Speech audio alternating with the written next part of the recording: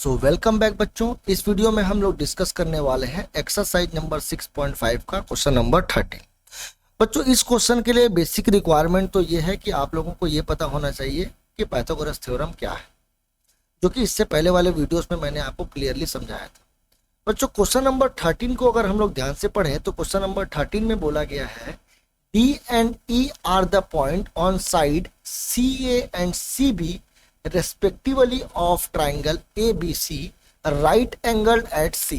यानी कि हमारे पास एक ऐसा राइट एंगल ट्राइंगल है जो कि राइट एंगल है कहाँ पर, C पर, और उसका नाम है ABC। तो सबसे पहले तो अपन एक राइट एंगल ट्राइंगल बना लेते हैं कुछ इस प्रकार से।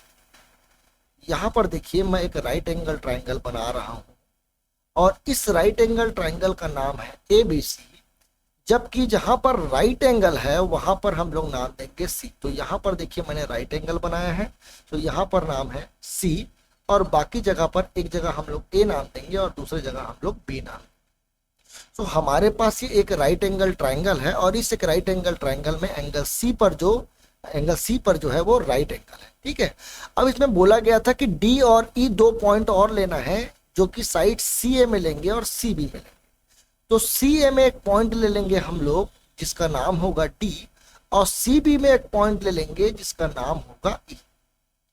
अब आगे क्वेश्चन में बोला गया है प्रूव दैट AE का स्क्वायर। AE का स्क्वायर कैसे पता चलेगा बच्चों?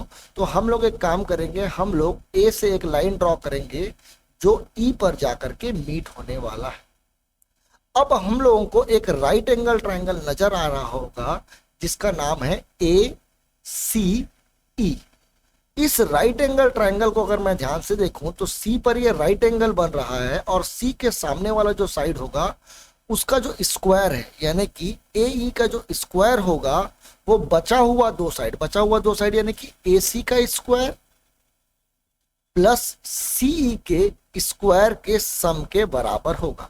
यहां पर आप लोगों को ट्राइंगल मेंशन कर देना है कि कौन से ट्राइंगल हम लोग लिए हैं। तो ट्राइंगल ACE, इस ट्राइंगल ACE के बारे में बात हो रहा था, और बगल में हम लोग लिख देंगे रीजन बाय पाइथागोरस थ्योरम।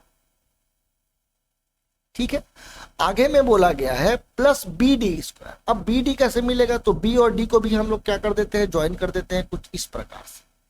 ये BD को देखो मैंने ज्वाइन कर दिया है। अब एक राइट एंगल ट्राइंगल और आपको नजर आ रहा होगा जिसको मैं देखिए अभी शेड करने वाला हूं। ये एक राइट एंगल ट्राइंगल, इस राइट एंगल ट्राइंगल में अगेन जो C है वो एक राइट एंगल है और C के सामने वाला जो साइड होगा उसका जो स्क्वायर होगा, यानी कि BD का अगर मैं स्क्वायर कर दूं तो ये बराबर होगा बाकी दोनों साइड के स्क्वायर के सम के, यानी कि CD का स्क्वायर प्लस BC के स्क्वायर के सम के बराबर होगा। ये कैसे हुआ?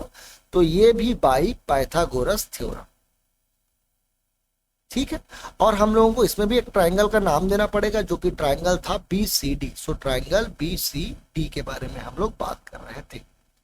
अब अगर इसको मैं इक्वेशन नंबर 1 मान लूं बच्चों और इसको इक्वेशन नंबर 2 मान लूं और दोनों इक्वेशन को अगर मैं जोड़ दूं तो AE का जो स्क्वायर है और प्लस BD का जो स्क्वायर है उसका सम बराबर हो जाएगा AC square plus CE square plus CD square plus BC square. ये मैंने सिंपली दोनों इक्वेशन को क्या कर दिया है, ऐड कर दिया है।